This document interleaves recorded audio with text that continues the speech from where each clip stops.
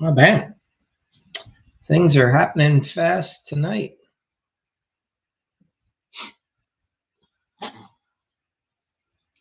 Start sharing screens.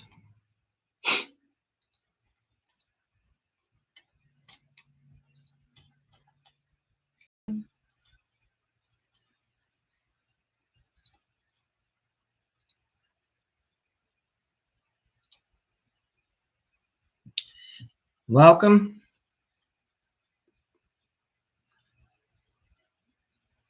All right, we can help you out. We're going to be talking about some remodeling. Please let me know where you're from and your specialty.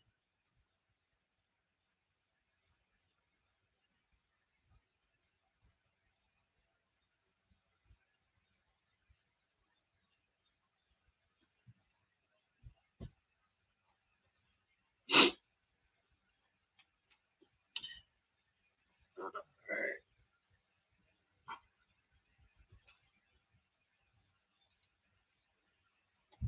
1 second.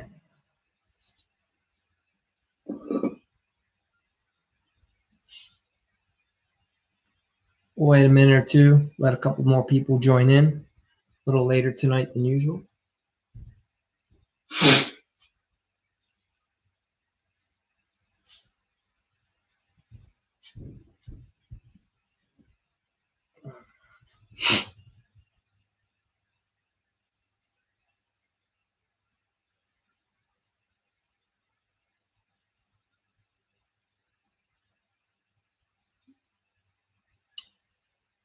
All right, we'll get started here. So this is day 34, right? And we are going to be talking about the fun things, profit, why you have it, why you don't. So here's what ends up happening. The goal is so that you, at the end of your job, when you've worked for a homeowner, that you have profit. That's your goal, right? And there's a real cost to doing business, and poor job execution and tightening some systems can help increase and create profit, right? Because if you're doing a poor job, you're going to be blowing money all the time. All right, so let's get started. So let me hit you. Welcome, guys. Welcome. You want to let me know where you're from, what your specialty is. Otherwise, we're going to talk about remodeling. All right, so here we go. Here's the deal. You can have the best leads, the slickest designs, and even close jobs like a pro, but if you can't execute out in the field efficiently, then you're leaking the profit right before the demo even starts. And this is a real reality that happens to a lot of people. Job execution is where the real money is either made or lost. All right. So today I'm going to break that down, the exact places the profit gets leaked, and give you some like industry-backed solutions, and I'll share how you can use applied relational intelligence and a smart checklist. All right, so let's get into it. So what job execution really means? Most remodelers think it just means doing the work, but the real execution is more than swinging the hammer, right? And here's how. So you want to include pre-construction planning, scheduling, materials, logistics, crew coordination, quality control, and job site closeouts. All these things matter. Now, in Remodelese, as they say, everything that happens after the contract is signed, that either keeps you profitable or turns you into that firefighter on every job. And most of you are just losing profit left to right. It's the systems that run the jobs, right? It's not the tools. All right. So let's look at where the remodelers commonly lose money. Poor scheduling, dead days, missed subs, stacked trades, more labor cost. Welcome, guys. Comment where you're from if you're into remodeling. Let me know what part of the country. And that's what we're talking about here. So 5 places that you guys are like I would lose money, right? Poor scheduling, dead delays, missed subs, stacked trades, more labor costs. And we'll break all that down. Don't worry. Then there's the thing called scope creep. Yeah, Schwimmer, find another place. Um, No change order process. Clients just add a few things. You're working for free. There's a thing called rework, right? So you end up doing your quality checks too late. You have to come back and you have to do things twice. There's miscommunication. You thought they wanted white, but they wanted off-white. And then now you have a delay. You're possibly having to redo it and eating the cost yourself. There are sloppy job sites. There's poor closeout technique, right? Client complaints, warranty calls, bad reviews. You're losing money left and right. And the way most guys lose, they don't even know how to set up and explain a proper way for the homeowner to even go through and do a final walkthrough, right? You have to guide the homeowner. You let them know what criteria they're using to critique your job. You just don't let them go willy-nilly on that. All right. So in short, messy jobs mean messy margins, right? You're missing your margins. So understand that like big companies and organizations have studied a lot and they understand why we lose money or make money. So there's something called integrated project delivery, IPD. And that's a construction method where contractors, designers, and suppliers, you'll plan together early so that you can avoid and anticipate problems that are coming up later in life. So what does that really mean? You don't wing it by yourself. You collaborate up front with your team, with some of the other trades, even the client, so that you're not having to always problem solve. You should be able to anticipate a lot of the things that are going to come up. That way you're not dealing with a ticking time bomb, which is, your labor expense. All right. There's another thing called lean agile construction principles, right? You reduce waste, you shorten delays, and you improve daily flow. And you break that down into Remodelese. If you don't know what's happening tomorrow on the job, you're probably wasting money today, right? We should know a day in advance. So what's the benefit? Well, there's what's called realization management. So project success isn't just completing the job, it's about getting the intended value out of it. A happy client, no callbacks, full payment. These are all important things that you're going to want. So what does that mean in Remodelese? If you finish the job, but the homeowner's not thrilled, you didn't finish the job, right? Your future leads and reviews are going to take a huge hit. So part 4, how do you execute like a pro? Well, there's this thing, it's called the applied relational intelligence, and it shows up on the job site. So here's what it means, right? You have to set client expectations early. Here's how our team keeps things clean. We show up on time and we keep you updated, Mr. and Miss Homeowner. Then you have to do what's called that buyer driver. Tie job milestones to emotions, right? Remember, once this wall's out, the kitchen will finally feel open like you imagined. Outcome framing. Show progress in context of results. Ma'am, this step might feel small, but it's the foundation for that wow factor that you're looking for. Help the homeowner understand what has just happened and transpired. A lot of times homeowners are like, what are you doing? They only see the demo and the framing and they don't understand like you're structurally setting the rest of the project up, right? And they only get happy when they see paint on the wall. But there's a lot that takes place before that. So there's something called quality pivots. You have to turn any mistake into a trust moment. So you explain to them, Mr. and Ms. Smith, we caught this before it became a massive issue. And that's how we're going to protect the investment here and get this project going right back up. Everyone can appreciate that things happen and they might not be, we all have unexpected things happen, but a professional recognizes it in the moment and then addresses it and moves on. So how do you do a real world? You do what's called an execution checklist. So you should always have a pre-construction kickoff meeting, right? This is where scopes get locked in. The trades get to come on site, make sure they're understanding everything. All the materials have been hopefully ordered and warehoused and you're ready to go. 2, you should have a job timeline that's mapped with some buffer time, right? You should anticipate that there's going to be delays, unexpected things, and you should have some checkpoints. And the homeowner should clearly see when walkthroughs are going to be scheduled. Maybe you do that every Friday. They should also see when payments are going to be coming up, and when inspections are going to be happening, and when trade shifts are going to be happening. A new trade's going to be coming to the house, things like that. You should have a place to do daily progress. You keep a job log. You upload some photos, right? Short little updates to the client via the text message, and you do that mid-project review. It's good to bring the homeowner in, let them know, hey, I know we've been here like 3 weeks. and this is where we're at, and this is how we're going to be moving forward. So they can trust that you have it. And that way, client feels like you're fixing the issues before they really snowball. And then they have a chance to talk to you in case they're frustrated about something and maybe the way you're doing it.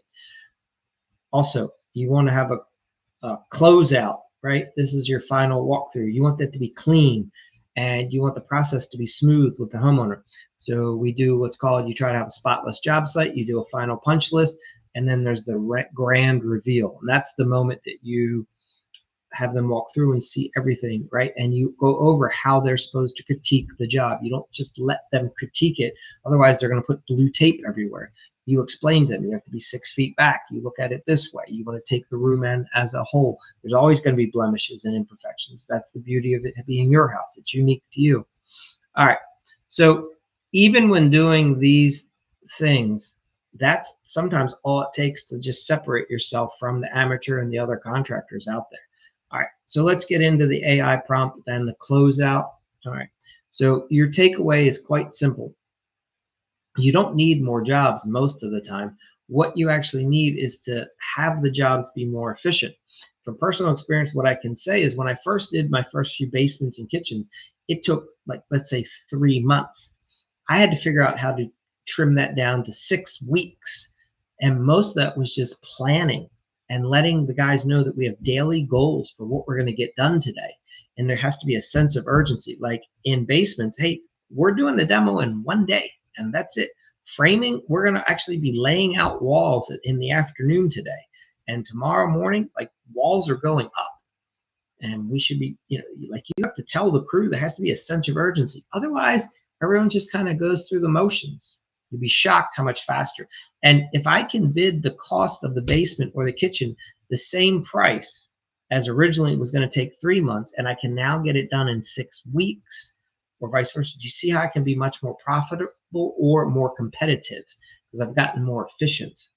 So tight execution, that's where the high profit is. Sloppy jobs, nah, slow death. All right. So here's how you can systemize. You're a remodeling business. You put this prompt into AI. You say, hey, create a job execution playbook that includes pre-construction, scheduling, crew accountability, client check-ins, quality control, and closeout, all written in a way that builds trust and avoids any misappropriation of profit. All right, so that's what we have for you tonight. Probably just a little bit too late for a lot of you remodelers. We had a busy day here, so I got on later than would have liked. And that's it.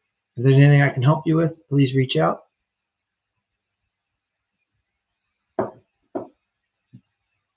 Otherwise, we're going to bounce in a few minutes. And put this other screen up. So, yeah. Who else is popping in tonight on over here? Nobody else? Not much else happening, huh? I've been through the ranks.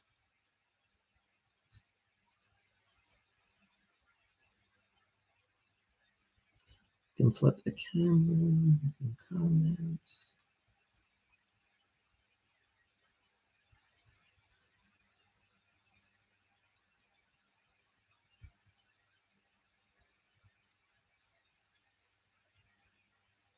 Let's see how this works. Please share.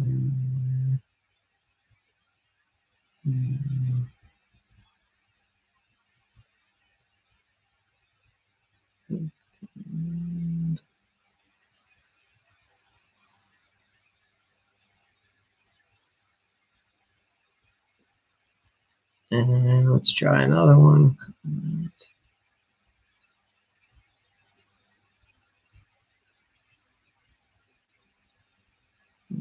Remodeling specialty.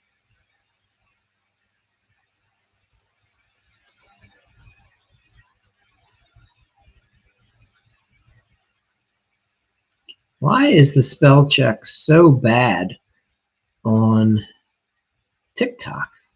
It's crazy. You'd think it's like they do it on purpose. All right. So anyway, otherwise we're probably going to bounce here in a minute. We did a presentation earlier about how to help remodelers get profitable. If you have any questions, if anyone that's still on, hey Angel, you missed tonight's. You'll have to check it out, the replay. Good to see you. Did you end up selling any more profitable jobs?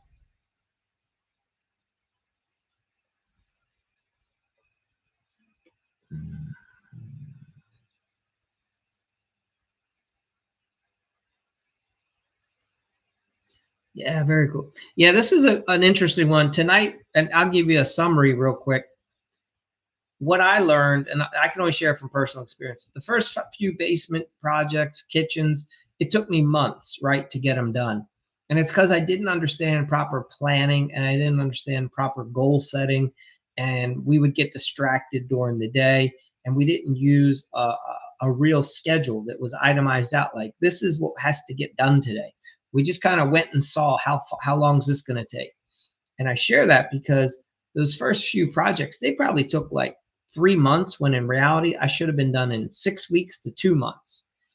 And when you start being able to bid a project in a price range that a lot of guys, let's say it is taking them 2 to 3 months to do a job, but now with certainty that you can get it done in 6 weeks to 2 months max, you end up not looking maybe as expensive. Or if you keep your price the same, you just end up becoming a whole lot more profitable because you have less labor hours involved in the job. You're making less and the other thing is mistakes, right? You want to catch mistakes quick and early so that anytime you have to redo work. Anyway, that's really what we talk about tonight was that's one of the key things. Too many guys shoot from the hip with their guys out in the field and they let them get lazy. Don't get me wrong. I don't mean that the guys aren't working. They're working during the day, but they don't have that sense of urgency. Like, hey, no, I give my guys benchmarks. Hey, by 11 o'clock, this has to be completed. By 2:30, all that demo's out of here. We're going to start snapping lines. We're doing our layouts for the walls. Bulkheads are going to be built by 2 o'clock tomorrow afternoon. So that means all the walls have to be framed by 11:30 in the morning before lunch. These guys need to know this is how we're rolling. And when you can do that, I found that I'm much more profitable. So that's what I would share with you. Hope that makes sense. You sold an exterior painting job, siding replacement. Damn. Nice work, brother. Yeah, another 25 in the bank. That's awesome. So what ends up happening, and if you're, I appreciate you sharing that. Here's what I've noticed. Most guys that are out in the field, they like to work off of their memory, right? Like they don't typically have a checklist, like a piece of paper or a notepad that they walk around with. What we would have our carpenters do is we start 7 a.m. So by 7:15, a daily checklist should already be together and they post that somewhere on the job site, like stick it to a 2x4. And what guys do is come over and they cross off the tasks as they're getting it done. So you have one master list that what we have to do for the whole day, and then it should be broken in half. First half is what we have to get done before lunch. Second half is what we're going to get done after lunch. And then obviously you got when your crew or your number one guy, when he stops, takes his lunch break, as soon as he comes back, he adjusts the list to finish off for the afternoon. And when they have a list that they can scratch off, that's why I know everyone likes to use their phone or their laptop or their iPad, but really having pen and paper, there's something about writing down, we're going to frame the walls, we're going to build the bulkheads, right? We're going to put in the fire blocking. We're going to have the nailers for wherever cabinetry is going. If you have the guys just cross that stuff off, they tend to have more urgency and they tend to work a little bit faster because they have a goal that they're shooting for. So that could be my experience. And it takes some time to talk with your guys and get them on board. With my carpenters, I had to create those lists initially in the beginning and then show them this is how we do it. And then over time, they start to understand, and then they start recognizing. And one exercise you could possibly try with your best guy, have him text you his list. Hey, show me the 3 or 4 things that you think you're going to get done before lunch today. Awesome. Just have him shoot that over to you first thing in the morning. He should be able to take a picture of it on his pad of paper, buy him a yellow legal pad of paper and just hand it to him. And every morning, at 7:15, you're going to shoot me over what your goal is by lunchtime. And then at lunchtime, you're going to shoot me over what the goal is for the end of the day. And let's see how the progress is. And I'm not saying you micromanage them every single day for the rest of their career, but you do that initially to help them get into the habit. After about like 21 days, they should have it down pat, and you shouldn't have to ask for it. Like and they shouldn't have to text it to you anymore. Those are my thoughts. What do you think's happening? Why do you think the guys are having trouble?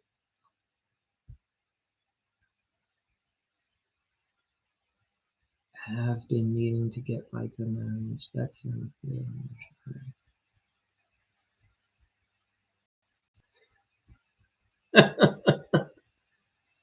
So, all right, let me ask you for some clarification.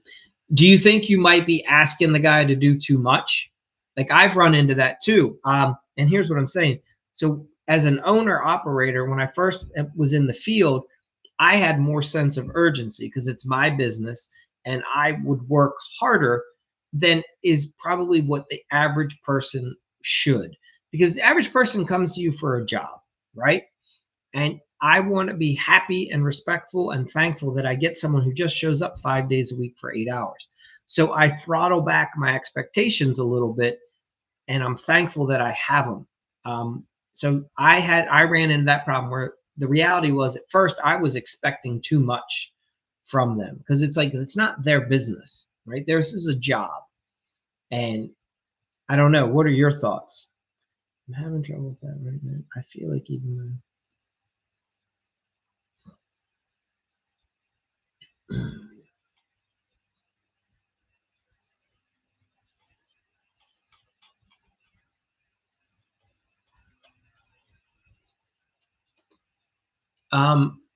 You know what? If for this guy that you've given a lot of freedom to, one way to potentially talk with him is say, "Hey, how can I help you get a few more things done per day?" Ask him, how do you, maybe even say to him, "Hey, what do you think about the crew's production right now?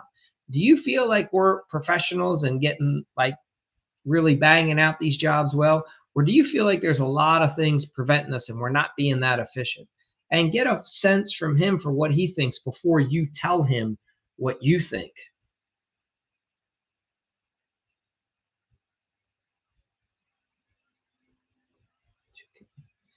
All right. And what kind of, so I run a lead carpenter type system, right? So my main guy, he is responsible for doing majority of work and also responsible for ordering materials, managing subs. How do you feel he's been slacking? What do you consider your main guys? Is he's a working foreman, like he's actually on the job doing the work for you? He's not like a project manager where he just drives around and looks at jobs, right?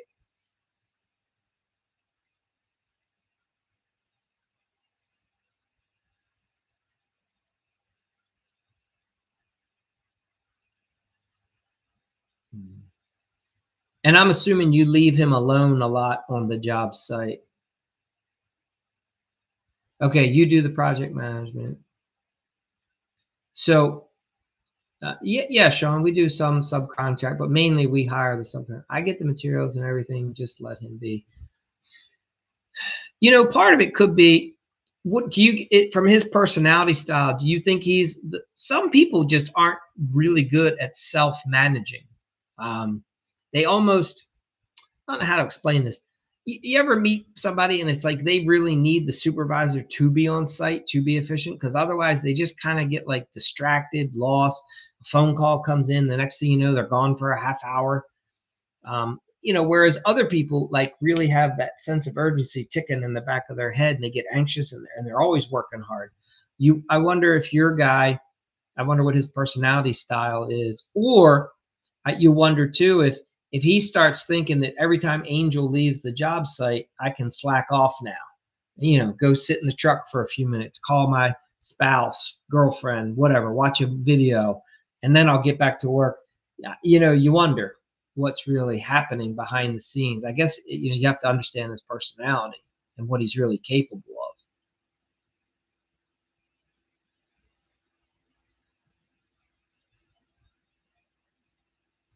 So,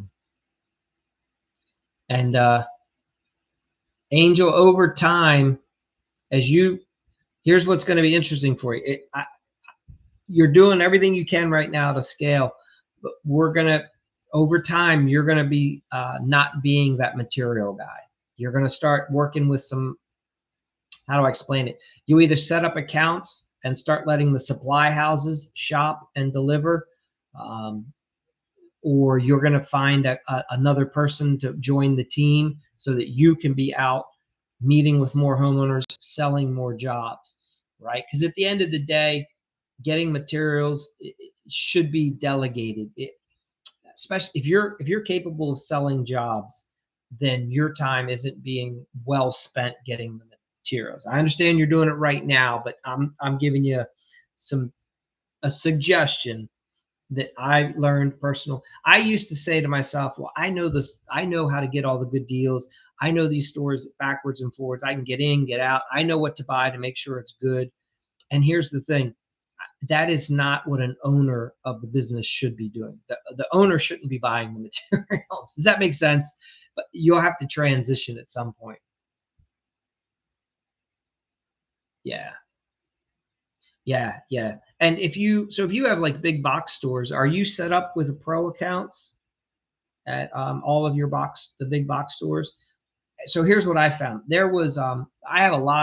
have multiple Home Depots and Lowe's. I live in a metropolitan area. So to give you an example, we have Home Depots that'll do $65 million a year in sales. They're so busy that they build a second Home Depot about a mile down the road to offload just so that because the one store can't handle the amount of volume. It's too successful.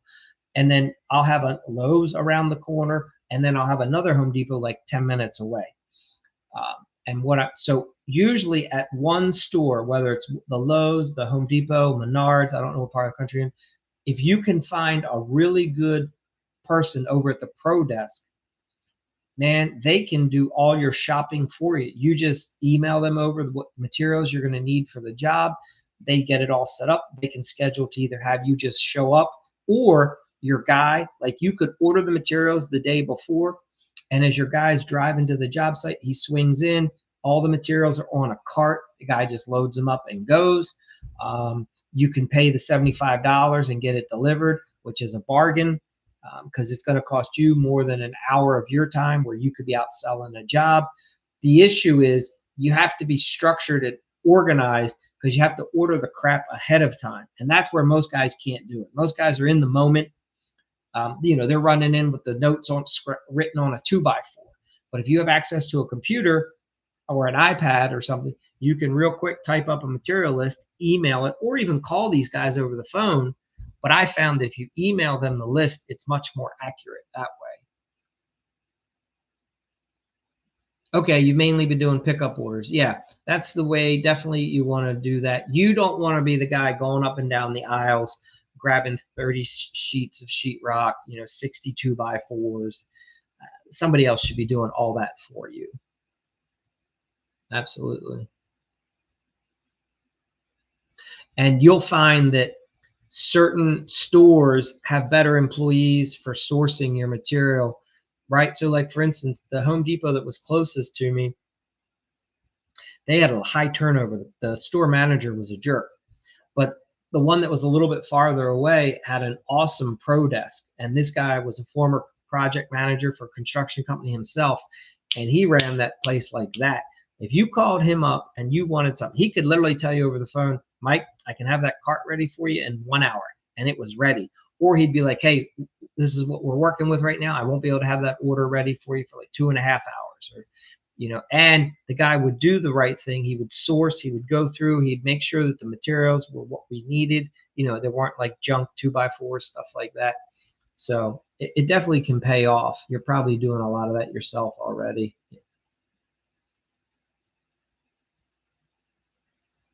And then what do we have? C. Knowles, you're in here. You're the bathroom guy. So I'm sure you have accounts with your plumbing supply houses, right? And you're not buying your faucets at Home Depot and Lowe's for the most part. Hopefully you're buying them from like a plumbing supply house, because the quality is definitely better. And most of those supply houses, same thing. They'll do all the shopping, have everything ready. So all you got to do is roll up and just grab it, or they can deliver it, if you need like toilets and tubs and shower kits. It's you.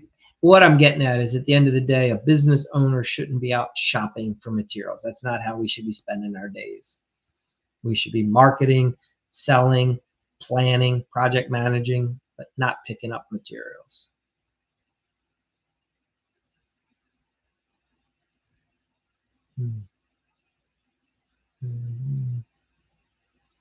What else is happening?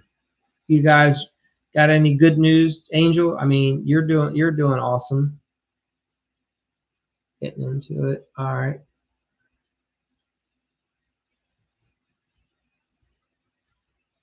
Yeah, so I can only share what worked for me in the beginning.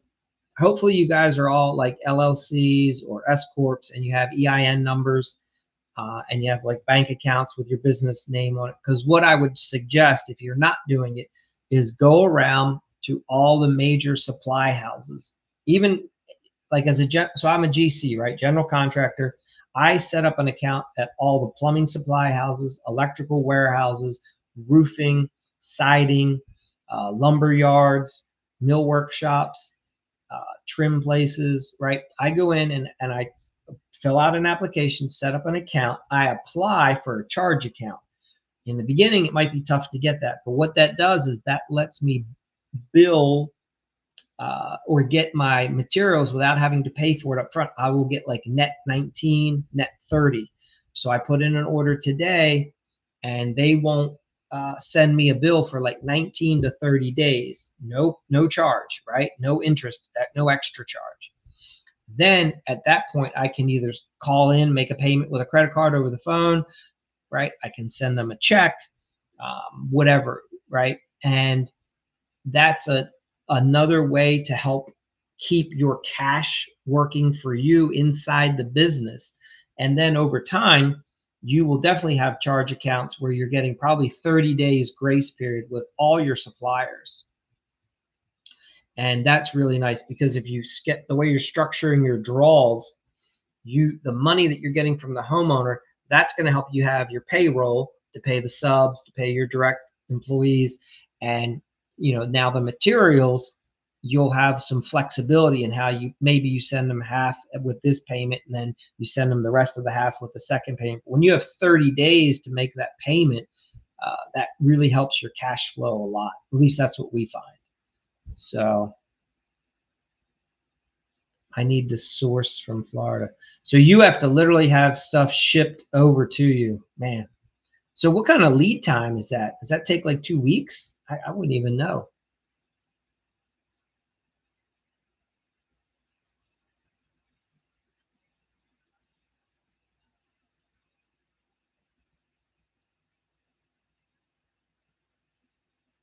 So about 1 week, that's not bad.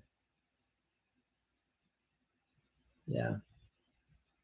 So are you, yeah, that's got it. That makes it tough. You got to have good planning. So I can share this with you guys. So several years back, we sold a lot of boats. Okay, go back and forth. I don't know how you guys are doing your kitchens and baths, but what I can share. So several years back, I was working with a husband and wife. They wanted to expand the family business. They had their kids working in the business. They had manpower. They had resources. They were still working out of their house. The owner had went and talked to a local Home Depot about he wanted to be the kitchen and bath installer for their program. Now in our area, Lowe's, Home Depot, they'll do them. You can, as a contractor, if you are the prime contractor, what I mean is you're the one who works directly for Home Depot, Lowe's, and then you sub out to the person that does the work. You can bring in $1 million a year from one location just on a kitchen and a bath, right? Or one or the other. So we got him set up in the Home Depot, and we wanted to get him into multiple Home Depots. So we had to get him moved out of his office or home into a warehouse to do this. Now, follow me here, because what we started doing was this. We would not start a kitchen or a bathroom until every single selection from the homeowner had been chosen, signed off on. We order it and it gets shipped to us. And what we would set up in the warehouse are these like cubes, like 10 by 10 cubes, so that you can put everything in there. Now, for kitchens, we had to a little bit of a bigger area for like cabinetry went in its own little spot, and appliances. But in that 10 by 10 space where all the drawer knobs, pulls, faucets, right, toilets, all that stuff. And the reason we would do it this way is that was the only way that we could manage hundreds of kitchens and baths at a time. And we had the contract for 16 Home Depots. All right, so you're talking, potentially it's like $16 million a year in kitchens and baths. That's a lot of, you're doing hundreds of them. And so you have, and what I'm getting at is to be profitable, we would make sure that we had every single item in-house ready to go before we scheduled the job. That way, once we start, there's no stopping the job. We're not waiting on anything at that point. So something I could share that really made a huge difference for our profitability was when we switched and did it that way.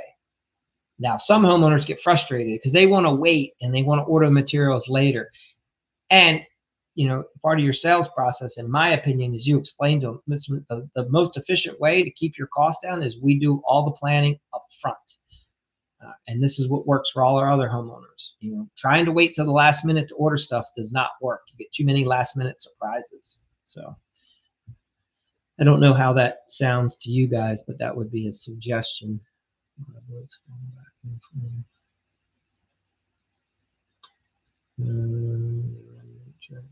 Well, see, Knowles, if you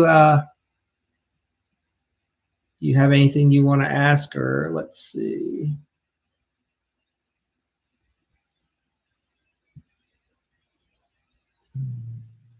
Got the Remnant Church. I'm not sure who that is. Welcome. If you do any remodeling, please let me know what you do, where you do it. But yeah.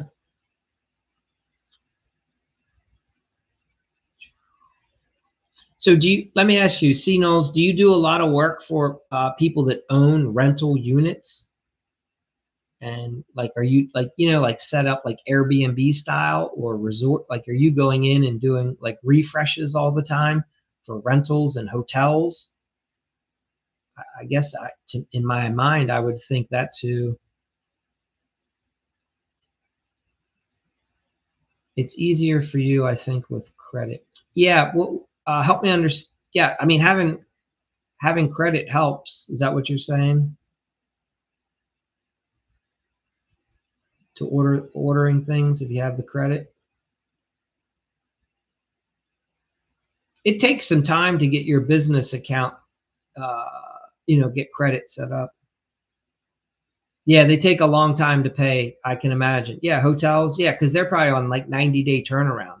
You probably submit an invoice. I can imagine that they're not going to pay you for at least a month, maybe even up to 90 days, because it has to go to pay processing and then here and yeah, that can really that sucks. So you end up, we call it, you have to have the wheelbarrow. You almost need this big wheelbarrow full of cash to float all the time, because at least what I find, my best subs, I have to pay them right away, and that helps them want to work for me and give me priority, but yet I'm not getting paid right away. So I have to float that. But it does help get loyalty, and you can get the best subs working for you. Okay, so you mainly, yeah, then you have to wait. Exactly. So you mainly work for homeowners on the island? All right.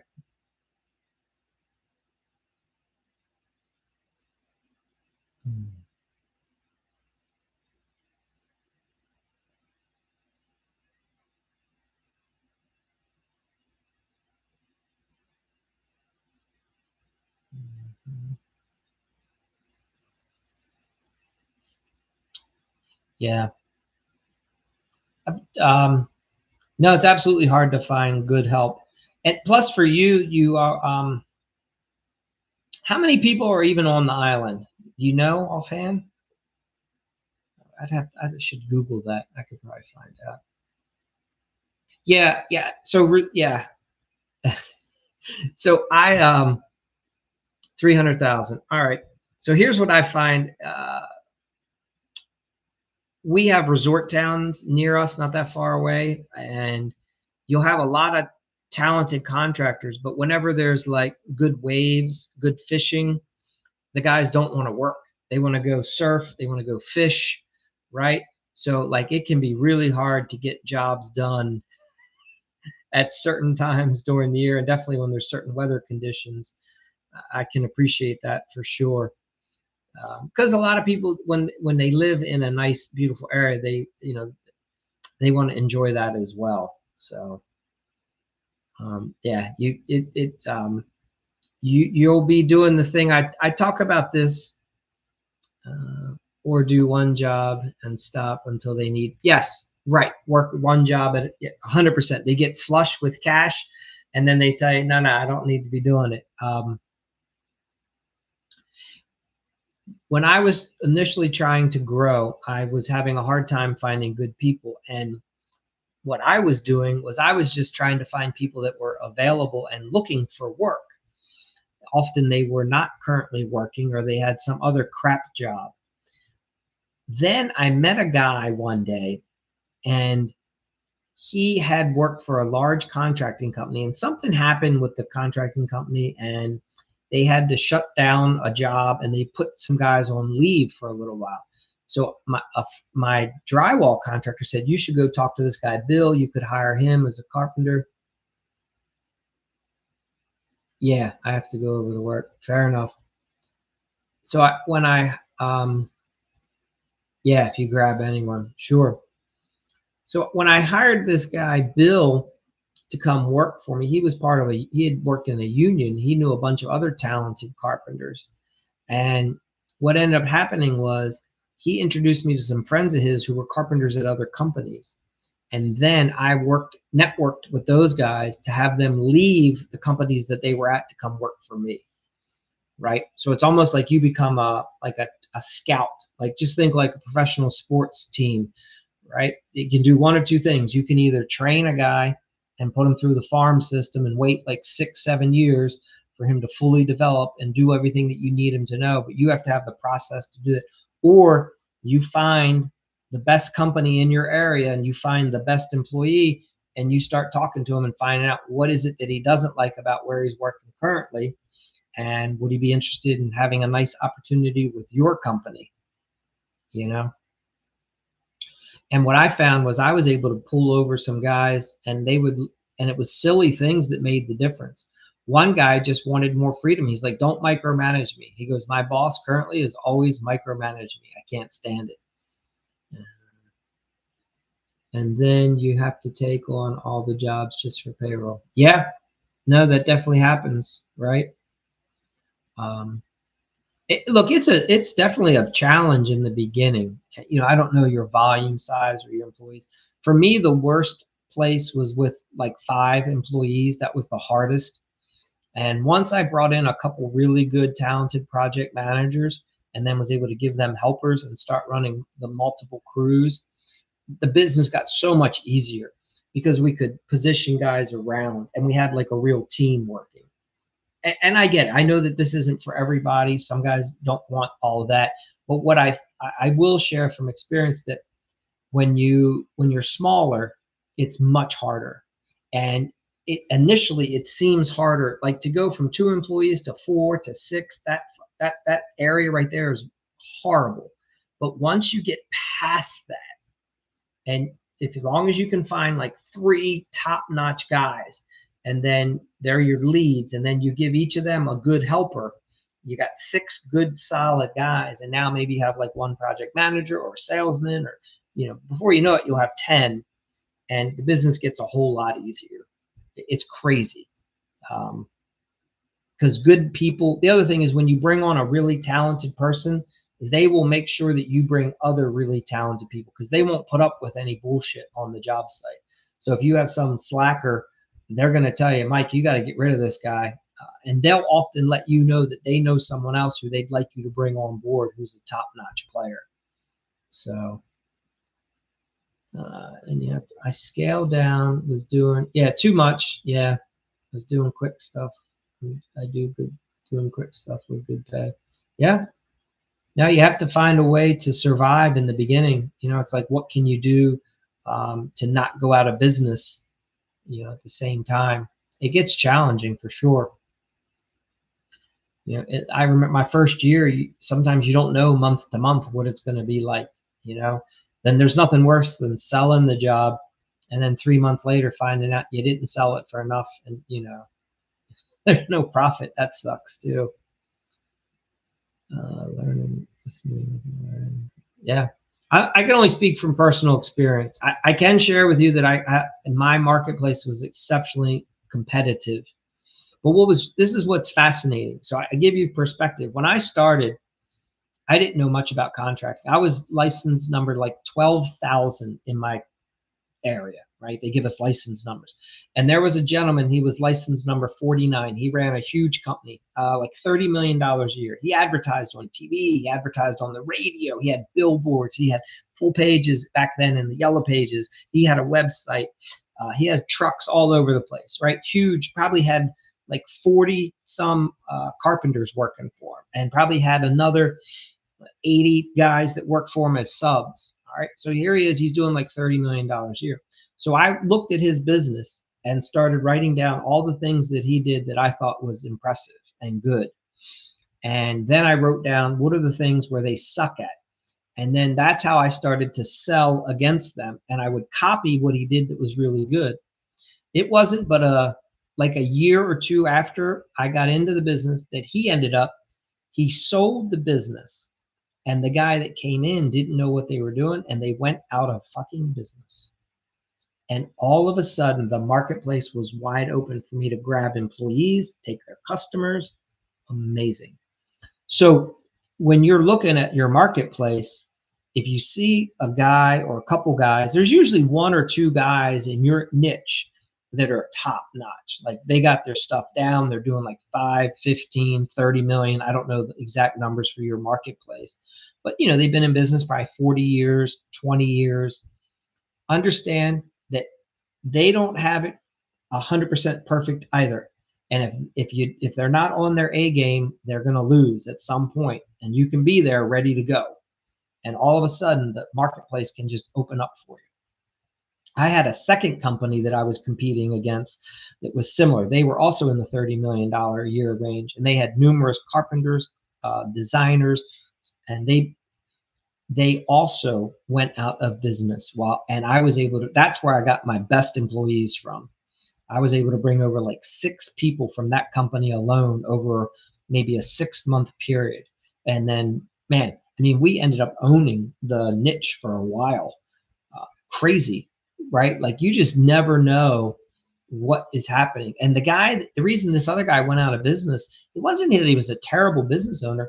He just started doing some dumb stuff. He started buying a new house that he was having built, and he wasn't focused on his business because he was so focused on having the guys help him build his house. And he was dropping the ball with homeowners and wasn't getting back to them. Like, I don't know. He was having like a personal crisis, and it crushed him. I mean, he went out of business. And it's not like they were bad. He just got distracted. And I don't know. I think he might have had like a drinking problem as well. And, stress can cause issues there if not manifested. So no problem with work over here. One house can have, yeah. So perfect,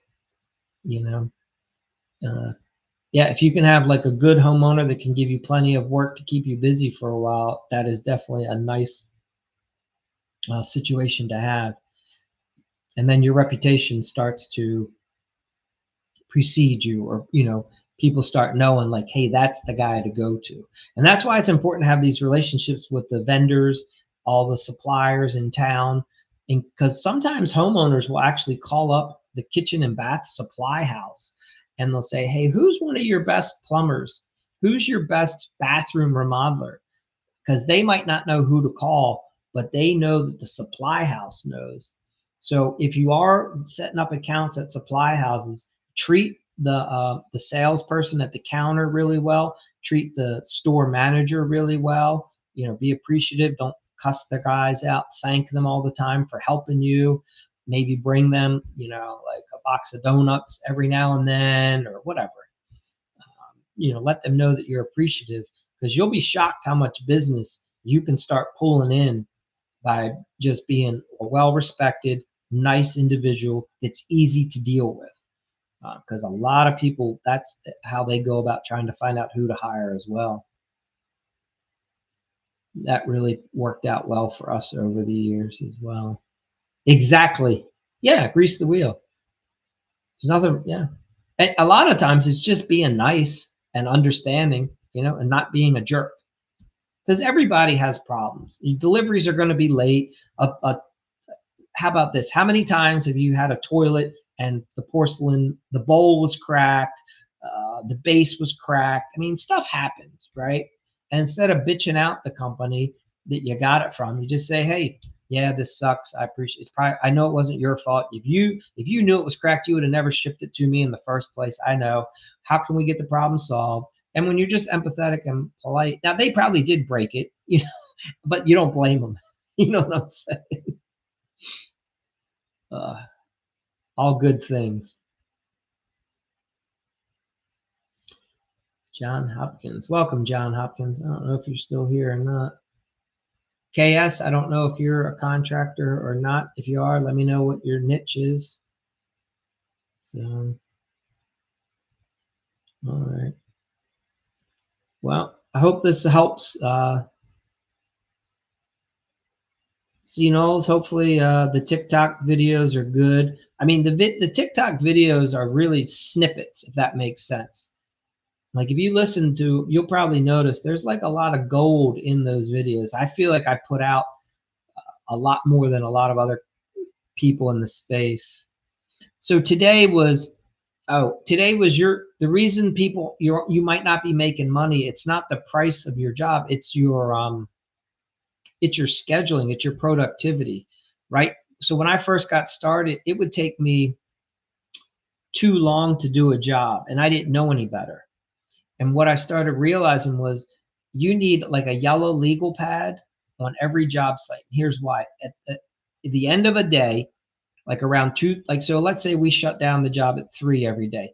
At 2:30, whoever the lead is, the main person in charge of the job, they should walk around the site and write down a list of what they have to get done first thing tomorrow morning on the left, and then what they want to have done by the end of the day on the right. Let's say it's 10 things, right? Like we have to have the wall framed, we have to have the tub and shower spigots all roughed in, the floor's got to be leveled, we have to be ready to set the mud pan, whatever you're doing, right? There should be and what your lead guy should be doing is checking and scratching things off. What I found has happened because of technology with phones and laptops and tablets, people think that that's enough. There is something about writing something down on a piece of paper and coming and crossing it off. You get rewarded, and your guys, like you'll probably notice. Yeah, exactly. You're getting it 100%. Yep. Whereas if you have a list of like, these are the 3, so for us, like 11:30 is usually when we stop for lunch. I'll be like, hey, at 7 a.m., boom, by 7:15, we're working. Like the first few minutes you go over, these are our goals, right? By 11 today, guys, we are going to have these 4 things done. And then by 2:30, our plan is to have these things done. And at lunchtime, you take a minute and you double check your list for the afternoon, make sure it's still appropriate. But when we started that list and having guys, anyone on the team, now bathrooms are tricky. I'm imagining it's only like 2 of you. What we found at least is you can't have too many people in the bathroom because everyone starts getting in each other's way. But whoever is on the project should have a pencil in their tool belt, their pocket, And at any point, they can go over to the list and they can cross an item off and they can put their initial next to it. Hey, I finished this. And that way, if you're leading, now, if it's just two of you, we all know who's crossing it off. But if you have 3 or 4 people, you want to empower the whole team to be able to knock out stuff on the job. And then I started noticing that things were taking 3 months. We were now getting done in 2 months. Or if something was taking 2 months, I was now getting it done in 6 weeks. And it was crazy how much quicker we could be and how much more efficient we could be when we treated each day with a little bit of a sense of urgency. Like, hey guys, here's the deal. And I would reward the guys, like straight up, hear me on this. I would let them know, guys, this is the thing that has to be done for today. If we can knock all this out, we're done. Like if we get done a half hour early, have at it. Like if we're done an hour early. Now, it only happens occasionally, right? Because over time you'll start to, but the incentive is there, and I'm happy to let the guys go because they could have just as easily taken more time to do the work. Now, I'm not saying to rush it and we lose quality, and you have to throttle back some guys, and I've had this happen where I've had some guys, they're so desperate to get the list done that they cheat it and they fuck it up and mess up. But what I'm saying is you let them know that the list is there. Okay, so you got 3 guys. While you're here, can't you just do this? So yeah, when a homeowner says that, you say, absolutely, we can do all that. And real quick, here, this is the impact to the job. That thing that you're asking me to do, that's going to take like this amount of time and it's going to cost this much. And the way we work that is you go ahead and pay for that now. All right, here's the paperwork because I'm not changing my original scope and my original contract. We call it a change order. I don't know if you use change orders, but you provide them with the change order right there that day. And, plus a fee, you charge like a $75 processing fee. And here you go. So yes, I can take care of that for you. But before you do it, you have to give them the paperwork, letting them know the impact that that's having. And I write on there, this is going to delay the job 3 hours. The cost to do it is going to be $600. And here you go. Mr. Smith, you go ahead, you sign this, you go ahead and pay us today, and we'll get started on doing that extra thing. And you have to be at a place where you're not afraid to tell them that up front.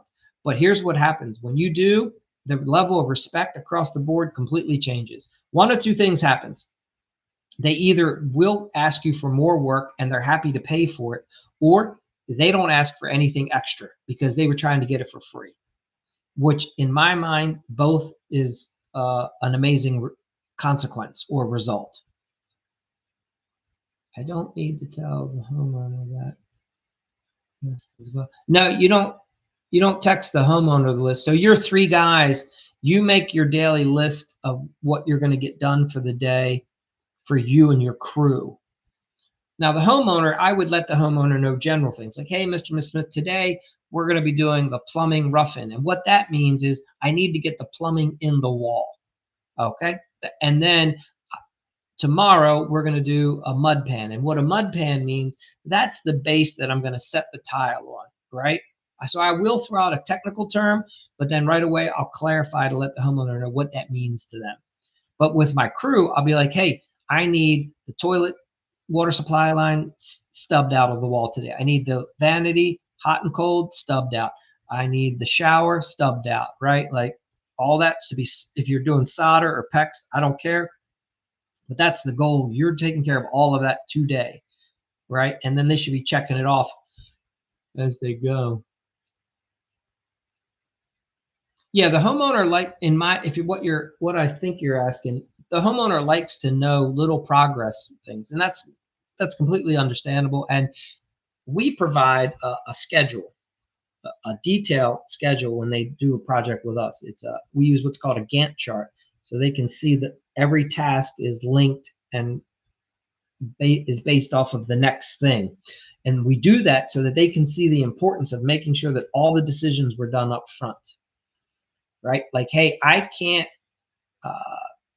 do the vanity, the supply lines or my drain lines in the wall until I know what vanity you want. Because if you're getting a vanity that has drawers, it might get in the way. So you may think it's not a big deal for me to go back and have to rework that, but it absolutely is. So you have to pick the vanity now, and I need to know if there's going to be drawers in it or not, and I need to know if it's a single or double. Uh, so that's how we get homeowners to make all their decisions up front, because I explained to them how that impacts us later, because they think it's no big deal. Hey, you're just here, just do that extra work, you know. So if you think it comes off as petty, I would just share this with the homeowner. We use a detailed scope from the beginning. So when you're initially selling the job, you let the homeowner know, Mr. and Mrs. Smith, this happens all the time. I have homeowners that when they see how well we're doing the work and repairing the bathroom, renovating the bathroom, they start getting ideas in their head going, man, look how good this work is. I'd like the guys to fix this, fix that, take care. And we would love to do all of that. And here's how we approach and handle that. You can at any time request that we do more additional extra work. Absolutely. We have a process for it, and we do a change order. What happens is you'll come to me or to my lead guy, you'll explain to him what you want done. We'll stop what we're doing. We'll go ahead and price it out, understand the impact financially to you and to us as far as the timeline. Then we're going to write up a one-page document that explains we are now going to be doing this for you. Here's how much it costs. We hand that to you. You signed for it. So if you come to me at 11 in the morning, I'll have that done for you by 1. We can then start working on it by that afternoon or the next morning. However, you do have to pay for those up front, okay? Because that's an additional thing, and we're not changing the original scope or the original contract. This is now a new additional item. And that way, everybody's on the same page all the time. You don't get confused. I don't get confused. We keep the payments separate. It works wonders. And that's how we do our job. And when you tell them that up front, before they've ever asked for a change order, it's much smoother. As opposed to if you've never discussed your change order and now you're on site doing the work, and the homeowner recognizes that you do good work, so now they're coming to you to ask for extra, and then you have to explain your change order at that point, they're like, man, you're a jerk. Do you see the difference? It's all a frame of reference that you shift by explaining it to them up front in your initial sales process when they're first signing the contract with you to do the main job. Hopefully I didn't go through that too fast. Hopefully you're able to follow. And I don't know if you do change orders, but that's how you should do a proper change order. And when I say change order, I just mean additional work, a request from the homeowner to do. I don't care how simple it is, like whatever, it's still extra. Yeah. And here's the thing, I have no trouble doing extra work. And I've even put out a video where I will often do one thing for the homeowner extra for free without them. It's something that they don't usually ask for. Huh. So something I'm saying is TikTok doesn't like it. Hold on. That's weird. TikTok is saying they're going to shut down the live. I don't know what's going on. But anyway, probably because I'm talking about homeowners.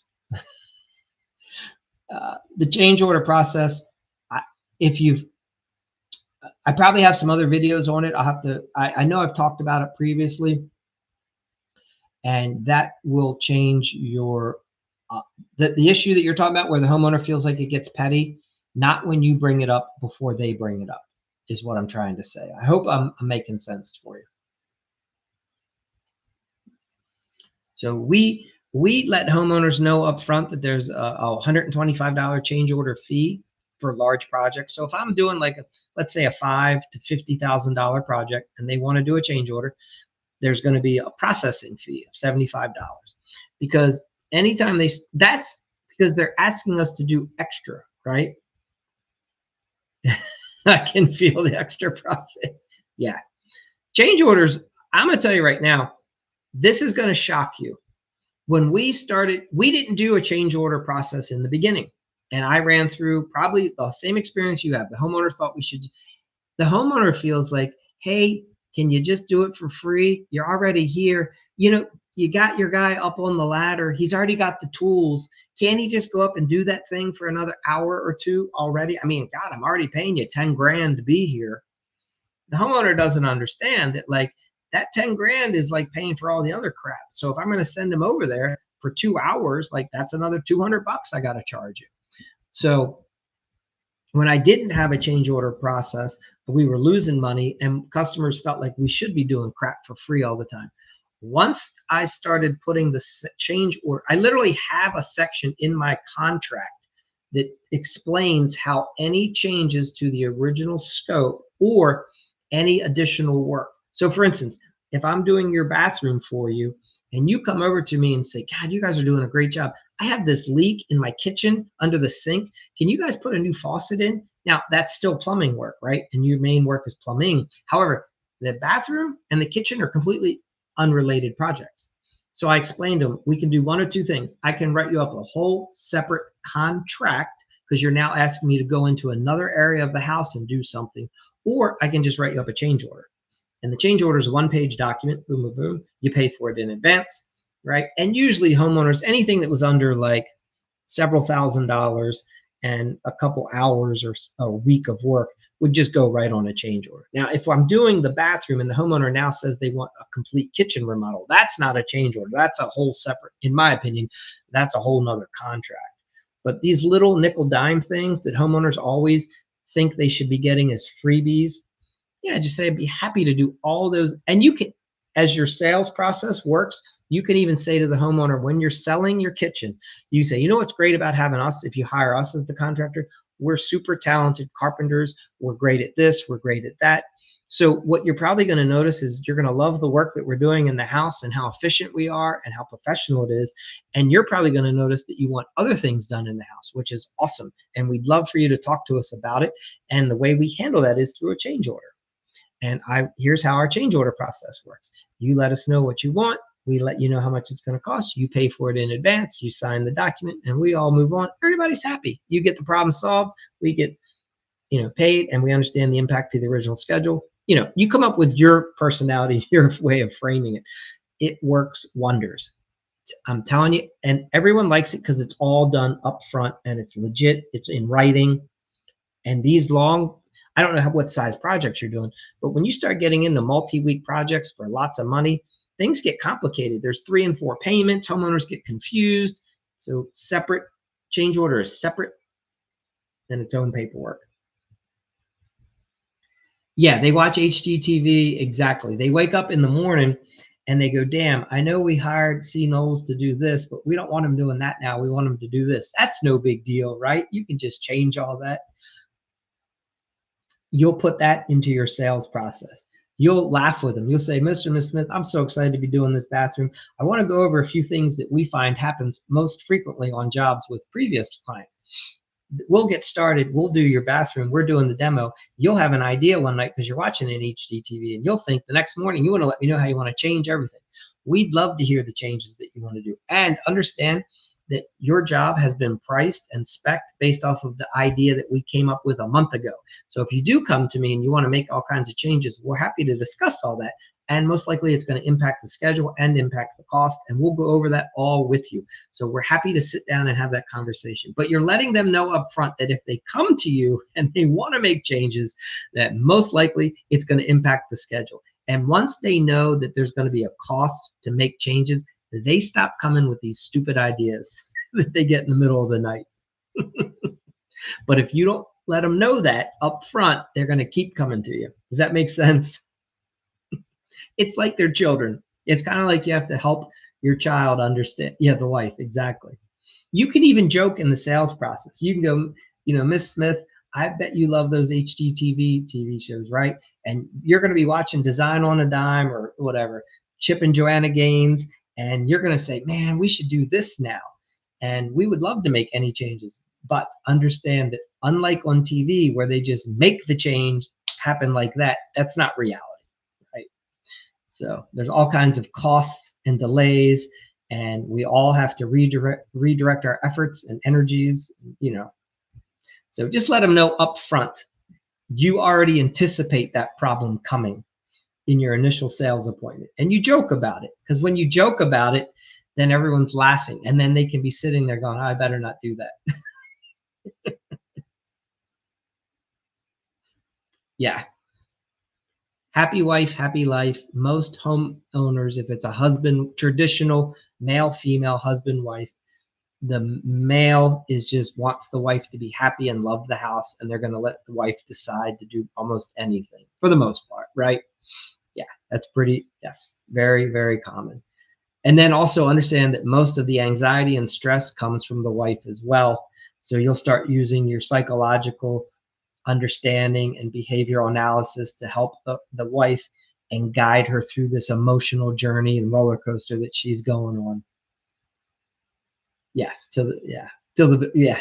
And then he's got to put his foot down. He does the same thing with her credit card every month with all the spending. So it's the same thing.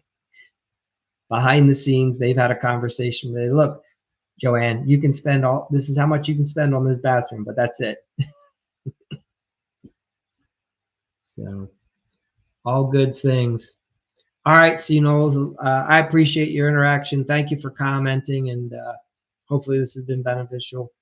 So, but yeah, tonight's was all about just being more efficient on the job site and having a checklist. So if you're not doing that currently, I would suggest getting a paper checklist and engage. Here's what I found too. So you have 3 guys, right? Or there's 3 of you. I'm assuming you and 2 other guys. I don't, but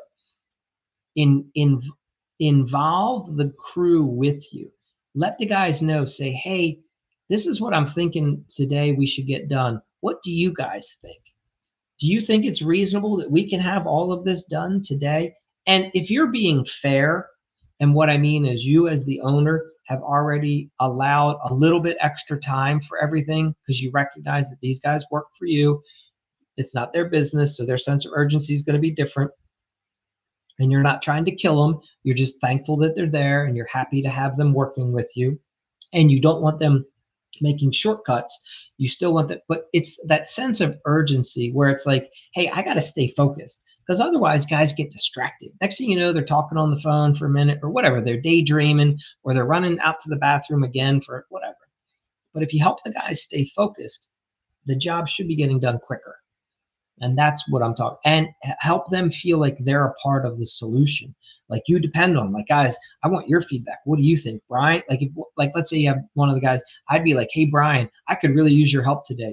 Do you think it's reasonable that you could have all the pipe sweated, cut, and, roughed in by X amount of time? Or what is it that you would need? What kind of help do you need from me or from the other guy so that we could get this done? Or if it's set in tile, like, hey guys, what could we do so that we could have the tile all cut and installed by lunchtime today? Right? Asking those open-ended questions with already framing the goal in mind, but asking them, how can we get this done? Because if you tell them, hey, then you seem like a dictator, right? And nobody likes that. But if you're involving them and asking them, how can we? What do you think we could do? Hey, Brian, I mean, you're my go-to guy on tile. You're my tile expert. What do you think is reasonable? I find that when you have direct communication with people, most people are honest and they're not looking to be shortcut and cheat you and lie. They'll really probably give you an honest answer like, hey, no, I don't think I can get it done by 11, but I could probably have it done by 2. Or if I was to have it done by 11, I would need help getting this and that. That's what I find. If you have professionals, like if you have good guys working for you, hopefully all that makes sense.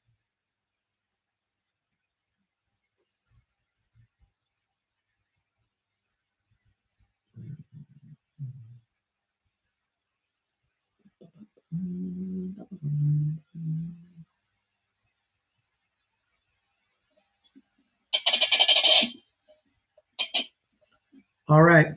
Well, guys, that's all. I'm going to bounce. All right. Unless you have anything else. Thank you for being here. And again, C-Knowles, I appreciate all your comments. Good to have you. And again, at any point, just reach out if you have any questions, if you need help with anything.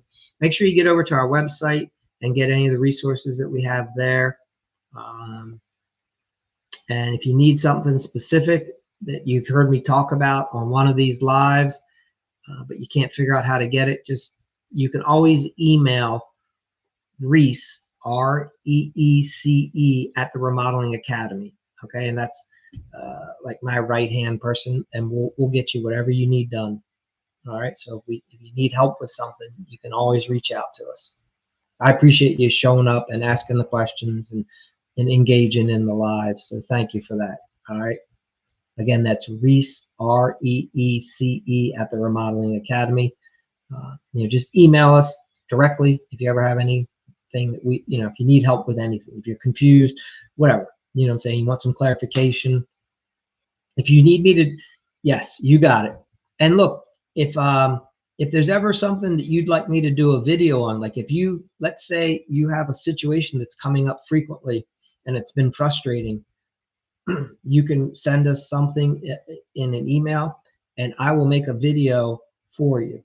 What'll probably happen is I will probably email you back and ask for some clarification if I'm not certain. But once I feel like I understand what you're talking about, I can offer to make a video to address that for you. So some of the videos that you'll see, yeah, the change orders, I will, that helps a lot. Okay. Yeah, the change orders. I will, so I have a good video that I did about change orders. If you'll have to go back about 2 or 3 weeks. So I do about 3 videos a day, give or take. So you'd probably have to go back like 20 some videos. You'll see I do a one on change orders. If that doesn't help, let me know. I can get you some more information. But where I'm going with it is several of the videos that you see, somebody like yourself has sent us a request saying, hey, we're struggling with this right now. So we'll make a video about that to help address that issue. So, and then, it's always cool. The person's like, oh, they know that we're like, hey, this was for you. I won't say your name. Okay. Like I keep all that anonymous, but when you see the video, you're like, thanks. That's the one I've been waiting for.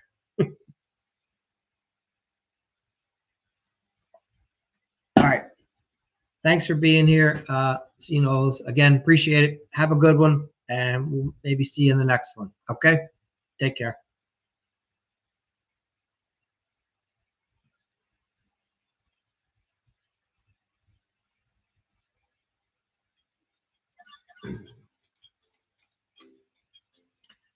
All right. We're going to shut this down over here.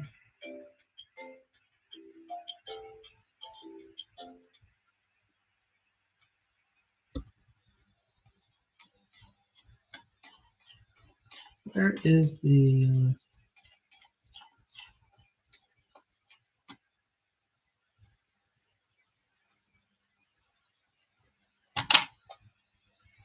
I wonder if the battery died.